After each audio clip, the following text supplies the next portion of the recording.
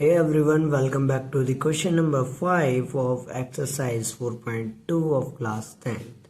तो देखो इसमें क्या कह रहा है, the altitude of right triangle is 7 centimetre less than it's base. याद रखना इसमें बेस नहीं बताया गया है, बेस से लेस बताया गया है 7 centimetre.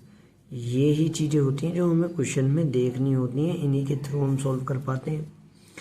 If the hypotenuse is 13 centimetre, अगर हाइपोटेनियस 13 सेंटीमीटर है तो हमें फाइंड करना है कि उसकी अदर 2 साइड्स क्या होंगी।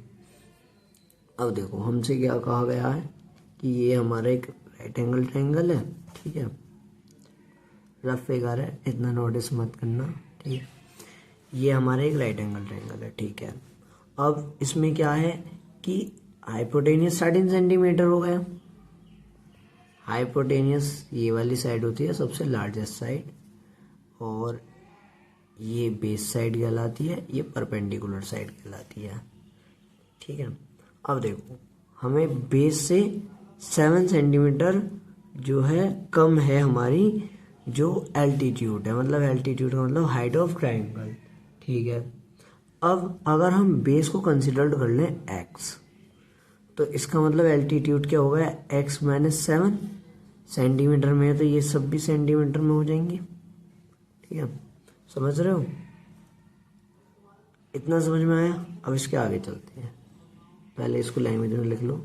Late the base of triangle B x centimetre.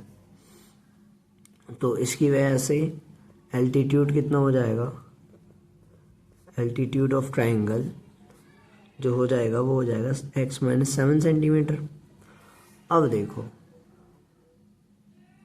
We know, हम जानते हैं, क्या जानते हैं हम जानते हैं Pythagoras theorem. We know by PGT मतलब Pythagoras theorem. H square equal to B square plus P square, यानी कि हाइपोटेनियस का square equal to base square plus perpendicular square. अब इसमें वैल्यूज को पुट करो। हाइपोटेनियस जो है 13 सेंटीमीटर गिवन है, इक्वल बेस हमने एक्स स्क्वायर कंसिडर्ड करा है, सॉरी एक्स कंसिडर्ड करा है, और एक्स माइनस 7 जो है उसका परपेंडिकुलर है।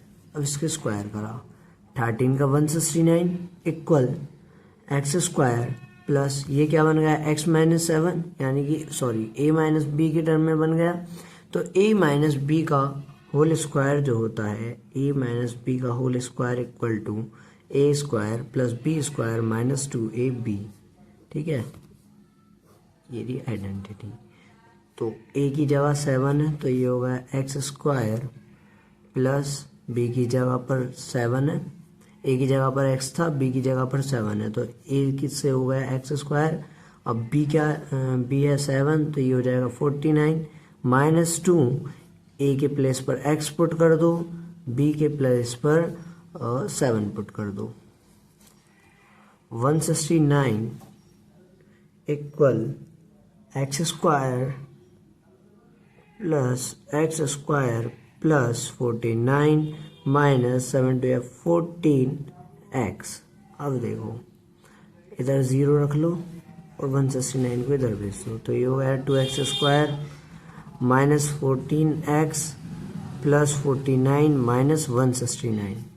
अब माइनस करोगे तो यहाँ बचेगा 2x स्क्वायर, 0 इधर, माइनस 14x माइनस 9 से 9 कैंसिल, 0 4 12 हो जाएगा, 12 4 16।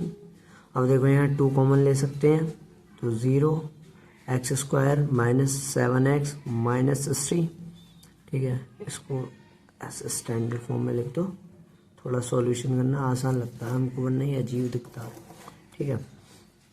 अब देखो ये होगा x square minus 7 x minus 3। अब इसको सॉल्व करो, 60 की मल्टीप्लाई करी, कोफिशिएंट में कुछ नहीं है 1, तो ये हो जाएगा 60 इंटू 1 मतलब 60।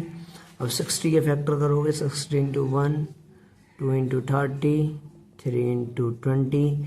ये साइन हमें बता रहा है कि माइनस करके 7 आएगा, ऐसी कोई वैल्यू होगी जिससे माइनस करके 7 आएगा, ठीक है। 4 4 × 4, 4 5 × 20 और 5 से करो 5 × 5, 5 × 10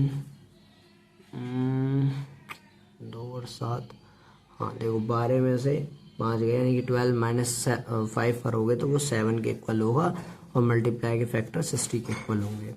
तो यहाँ वैल्यूज़ को पुट कर दो -x 12 माइनस 5 माइनस 60 इक्वल 0 तो x² minus 12x minus minus plus 5x minus 60 equal 0। ठीक है, x कॉमन हो गया x माइनस 12 प्लस यहाँ 5 कॉमन हो गया x माइनस 12 इक्वल 0। दोनों में x माइनस 12 कॉमन हो गया x प्लस 5 इक्वल 0। देन